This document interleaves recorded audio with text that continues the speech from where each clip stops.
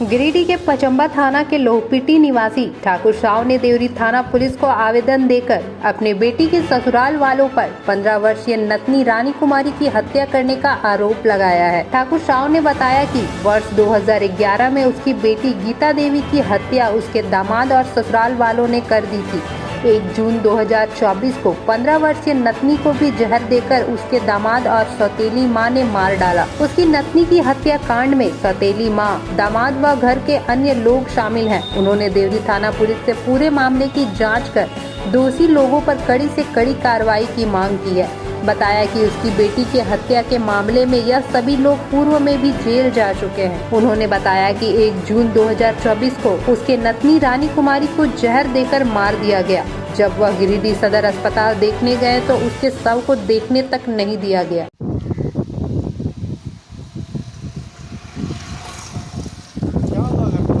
करने के लिए यहाँ देवरी थाना आए हैं।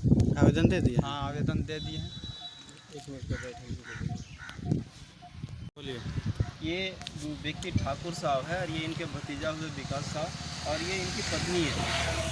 इनकी बेटी की शादी 2009 में हुआ था, 2007 में, और 2009 में उसमें से एक पुत्री हुई जिसका नाम रानी कुमारी। 2009 में 11 में उसका हत्या कर दिया जाता है ससुराल वालों के द्वारा से, जिसमें से एफआईआर होता है और एफआईआर में करीब 5 लोग जेल भी उसमें सजा भी काटते हैं। उसके बाद जब लड़का निकलता है, निकलने के बाद दूसरी शादी किया। जो पुत्री उसकी थी एक, वो उसका नाम है रानी कुमारी और वो 15 साल की भी हो गई। 15 साल हो जाने के बाद क्या है कि उसकी सौतेली माँ था, बीच में बराबर प्रताड़न किया जा रहा था। प्रताड़न के दौरान अब 1 तारीख के शाम में, रात्रि के समय में उसे पॉइजन खिला करके मार दिया गया। और उसमें यह देखने को मिलता है कि सिर्फ उसकी सौतेली माँ ही नहीं बल्कि पूरी घर की ये साजिश है। साजिश इसलिए कहा जा सकता है क्योंकि उसका जो पति था, पति यदि ध्यान देते अपने बच्ची पे तो ऐसा घटना घटित नहीं होता। साथ ही उसके पति यदि कहीं रहते भी थे तो उनके घर वाले थे, घर वाले बच्ची पे ध्यान देता तो ऐसा घटना घटित नहीं होता। इससे स्पष्ट जाहिर होता है कि पूरे घर वालों की साजिश के तहत उस बच्ची का डेथ कर दिया गया, मार दिया गया, ताकि सारा संपत्ति जो भी है बाकी का जो वारिसान उसका जो पैदा लेगा वो उसका रहे। तो निश्चित रूप से ये देखा जा रहा है कि इनके साथ में अन्याय नहीं, घोर अन्याय है।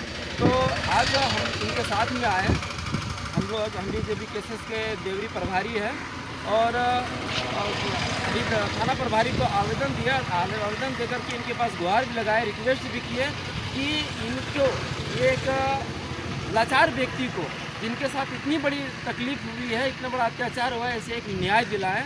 या हम लोग थाना प्रभारी से आवेदन देकर के ये गुजारिश किए हैं। मोहन साहब 5 परिवार मिलकर मार दिया। आपका नाम क्या हुआ? ठाकुर साहब। आपका घर हुआ? पचम्बा।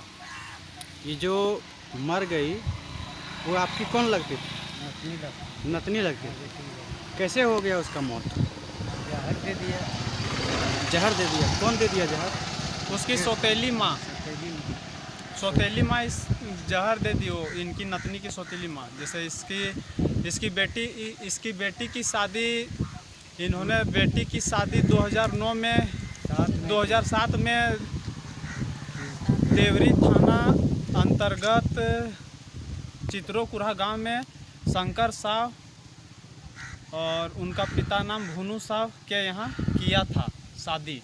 उसके बाद 2009 में एक लड़की हुआ, इनकी नतनी।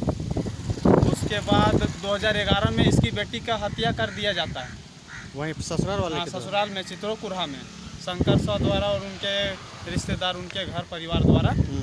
उन लोग उस केस में 6 महीना जेल में रहकर भी रहा भी और बाहर निकल गए 6 महीना रह के।